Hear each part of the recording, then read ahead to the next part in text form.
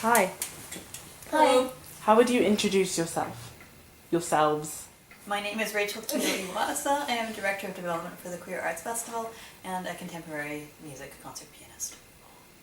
Cool. And I'm Elliott Hearte. I'm a media artist, artist activist, and arts administrator, and the Queer Arts Festival general manager.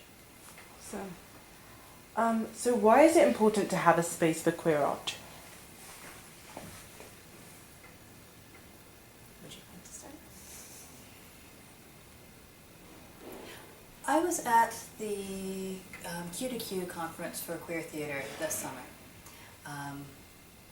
And one of the sessions they had was on the question of space and people with queer spaces. And one of the things that really struck me was that queer art in Canada almost exclusively has existed in temporary, contingent, ephemeral spaces. The big anomalies to that are Buddies in Bad Times in Toronto, who have a theater, and VideoFag, also in Toronto, who had a flexible presentation space where they did, as you guessed from the name, video, but also ended up hosting rehearsals, workshops, a wide range of things. And there was an enormous difference between the output of organizations that have a home, that have a place where they can ground their work, where they can host other people having their work, and the rest of us who have to find places every time we want to do something. We have to find a place for it, or we have a place that's there that exists for a little while and then it's gone.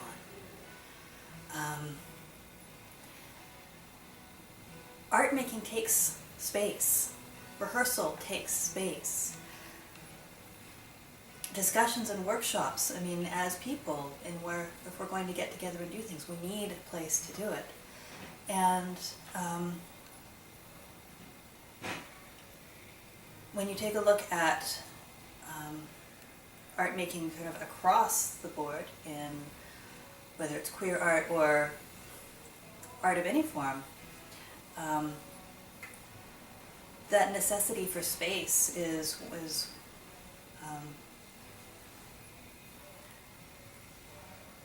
there's no, you can't get things done unless you have a place to do it. Mm-hmm. I think it's about aesthetic activism. So having a place of convergence where you can actually present any number of activities that artists are creating, which is extremely diverse, even within a single discipline, within visual arts. The way artists are approaching issues that are going on today is just so diverse that to have a temporary space, it is quite exciting. It's exciting for us to be able to present the diversity of work that we do, but there's a time limit, and there's a limit in terms of just physicality. There's a limit to what we can do. So we're constantly brought incredibly interesting projects that we would love to be able to do, but we simply don't have the space to do them or the time within our festival to do them. Mm-hmm. So to be able to have a space, again, of convergence where people do not have to wait until the one time period in the summer when there's several, spaces for queer art to be viewed and accessed, you end up with a very different community. So you look at New York, for example, that does have a permanent queer art gallery and has for many years. You look at spaces like VideoFag, you look at Toronto and the community that exists there, and the art that they're able to offer and the activities that they can offer, again, to the arts community and to the general public, to youth, to everyone. It's just, you need a spot, you need a space. As separate artists in your own right, why would you get involved with the Queer Arts Festival, and why is that so important to you?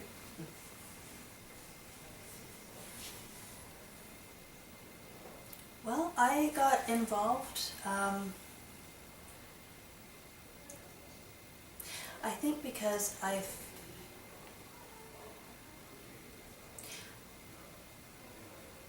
struggled all my life to find a place that would be a convergence between my visceral need to be an artist and the moral imperative to change the world. So I'm going to totally tear up here.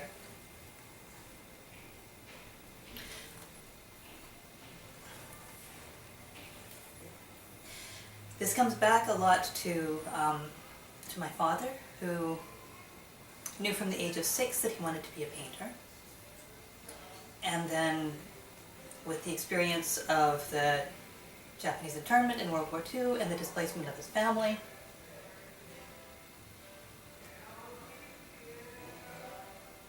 grew up instead with a sense that he needed to do something that would make a difference in the world, and I had a feeling that art, the art kind of art that he was making, he didn't find a place for that.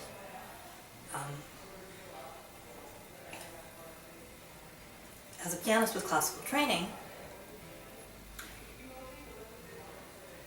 I felt for a long time a great disconnect between the art that I was making and the world that I wanted to see. And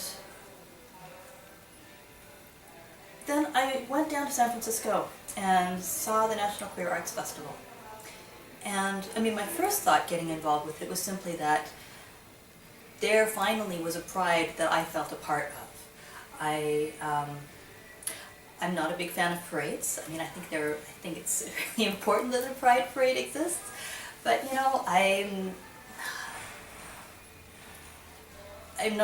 don't do super well standing outside for long periods of time in the blazing sun or the pouring rain, and it wasn't a place where I felt a strong connection.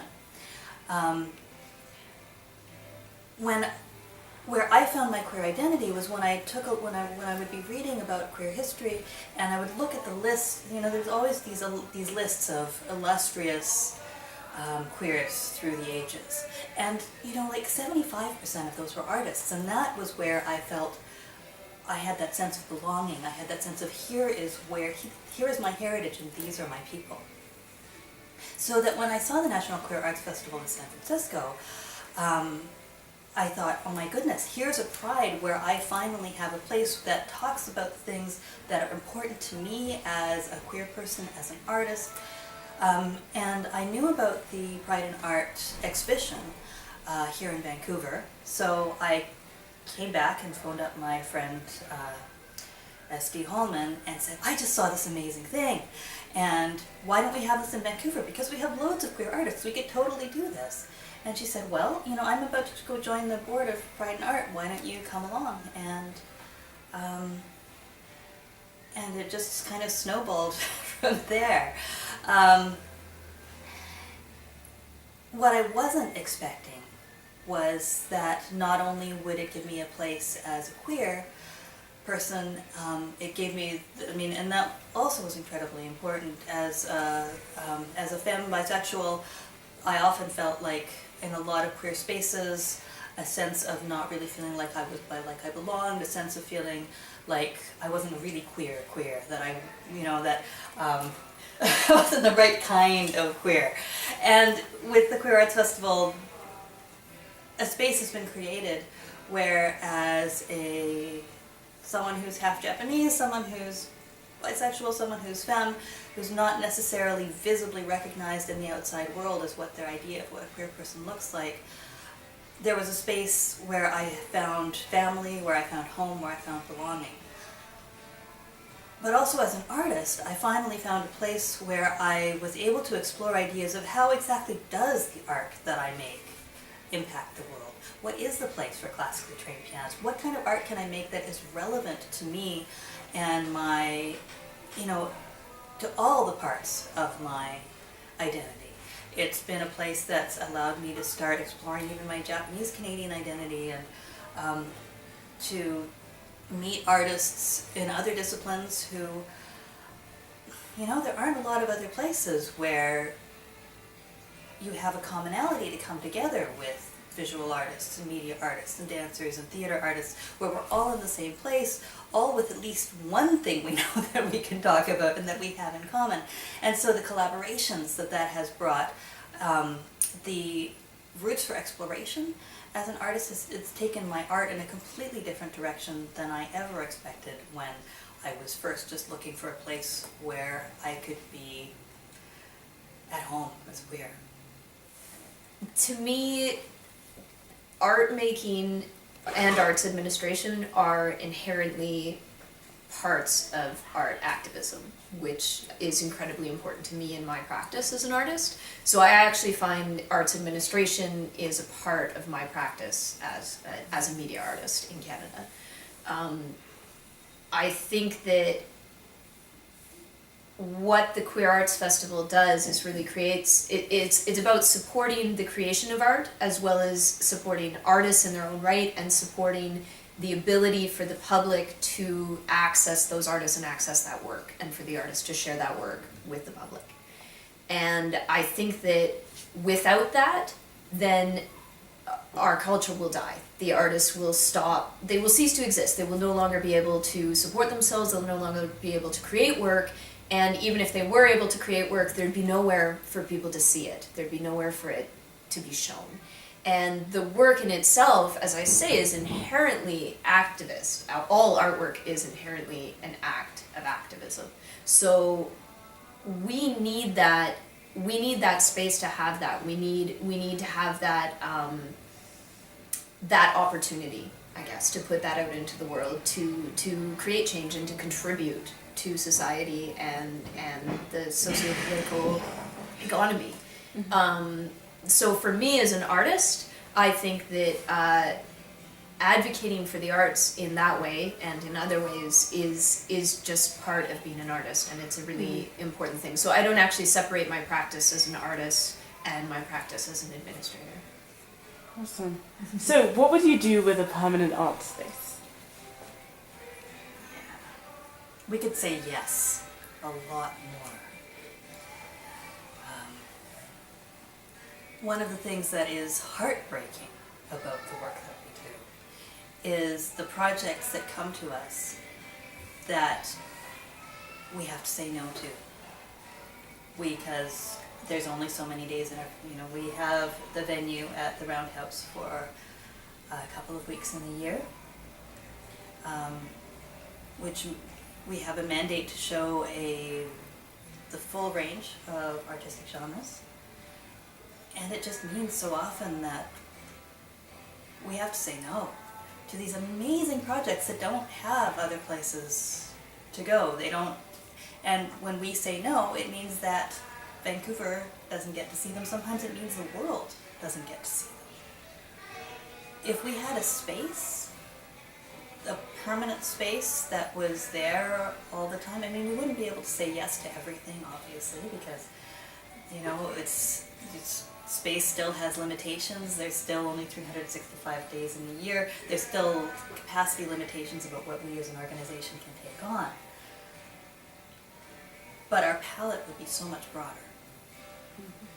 Mm-hmm. There's a number of activities that are just not possible to fit into the festival model.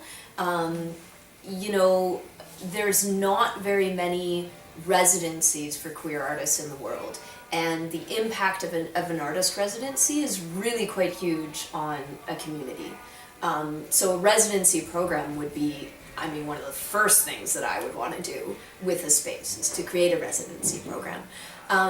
There's other opportunities, again, that, we have many partnering organizations within the city, and we would love to create a hub with them, a space where we all lived together and worked together, because everybody has different needs. And the idea that we could have, the Queer Theatre Company, the Frank Theatre, be able to hold rehearsals in a space where we could then have a visual art show that was a solo show of a single artist in Canada that we would particularly like to focus on, and then have Kickstart Arts and Disability Arts and Culture be able to come in and present a special show in collaboration with the Vancouver Indigenous Media Arts Festival, I mean, the idea that we could do these collaborations and cross-genre and you know, cross-cultural collaborations is so exciting.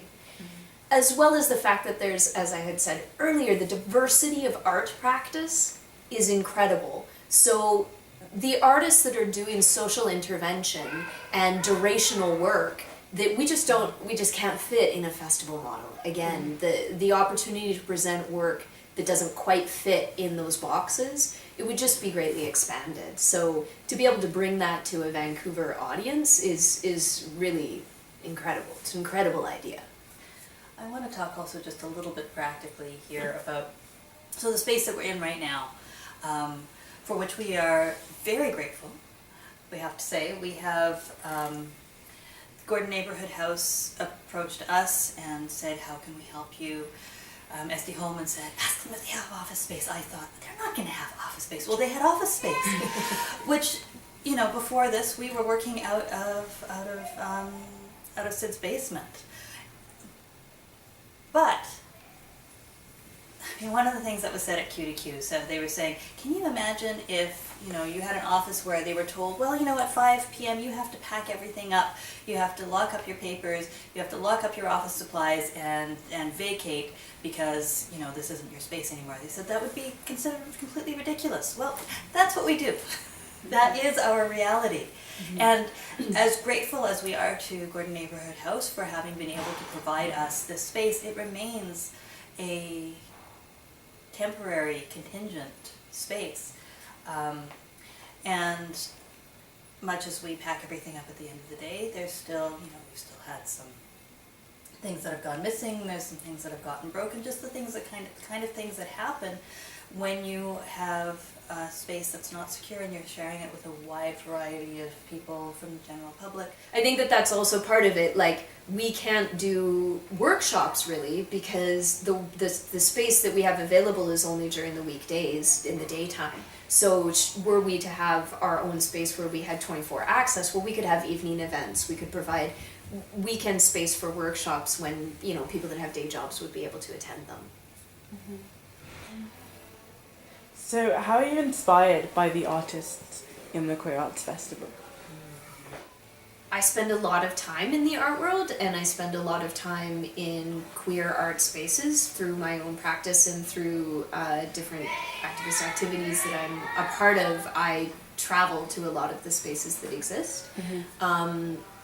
So to me, there's a difference, though, between what I go and I see in New York or that I see in the UK or Berlin and what we have here. And part of it, I think a very important part of it, is the multidisciplinary aspect. Is the fact that we don't require artists to fit in a specific category that the Canada Council defines for us so that we can get money to pay them. I think that that's very important because for me, again, I spend a lot of time, particularly in the media arts world and the visual arts world, but for me to be able to access some of the other disciplines has been really, really important and interesting for me. Mm-hmm. Some of the most inspiring work that I've seen at the festival has been the performance work, which again I just haven't had access to in the different places that I've lived or the different places I've been. So to have that work presented in a queer context, which is quite important. It's important to consider viewing the work at something that's called the Queer Arts Festival versus seeing the same work at Push or Fringe or what have you. There is an important aspect to it that is the context, and we've heard that a lot from the artists that we've spoken to. So one of the works that actually brought me to tears so many times I had to leave the theater 3 times was one that we had recently that was a music show. It was Lyle Chan and the Acacia Quartet and AIDS Memoir in Music, where they came from Australia. And this was the first time that they had presented the work in a queer context. It was the first time they'd presented the work outside of Australia. It also brought my mother to tears many times, just to make that point. the work was really, the composer walked us through his experience as an AIDS activist in Australia during the peak of the epidemic. And he explained how he was composing music in his head and through his notes and through his diaries as he was taking a break from being an artist in order to do this important activist work. Mm-hmm. And so he took us through that as an audience by prefacing each work with a story and really helping us to understand what he was saying to us through the piece, and then the quartet would play that. And it was so incredible to have access to that work where I don't have training in music. I don't have a lot of background in music, so I wouldn't have understood what that work was about or what the importance of the work was without them being here and them explaining that and us being able to present that. So to me, the inspiration does come from the artists and the work they're doing, and again, the access to that, the direct access to it. I think for me, one of the most inspiring experiences was at the Visual Arts show. Artist Mary Taylor had created a work that was called Homophobia Kills, and she had documented all of the homophobic and transphobic murders that had taken place in the previous 10 years, made plastic replicas of all the weapons, tagged them with the names of all of the people that had been killed, and then was projecting on the wall statements that had been made by the killers. Kathy and I were at gallery sitting one day, and because we're in the Roundhouse, which is a community center that has all sorts of things, people wander into our art show that have no intention or really knowledge that they're going to be coming and seeing a queer art show. They just come in. And that day, a group of 14-year-old boys wandered into the exhibition, and they were standing in front of that piece, reading out the statements that were projected on the walls and laughing. And Kathy and I looked at each other, and at that moment, we had no idea what to do. But then our board president, Jeff Gibson, walked in, and he's a high school teacher. He went over and talked to the boys and talked to them through the lens of that work about the impact of gay bashing and homophobic violence. And very, very quickly they grew quiet and thoughtful. But the best part of that was that 20 minutes later they came back with the rest of their basketball team. And then they talked to them about the horrors of gay bashing, again, through the lens of this art. In the space of 20 minutes, these boys had transformed from bullies into advocates. And that was when I realized, oh my God, we're not just making a place for cool art. This could change the world. Art reaches us in ways that discursive argument just doesn't. It changes our hearts and not just our minds. And to paraphrase the famous queer composer Leonard Bernstein, art changes people and people change the world. Thank you so much. Thank you.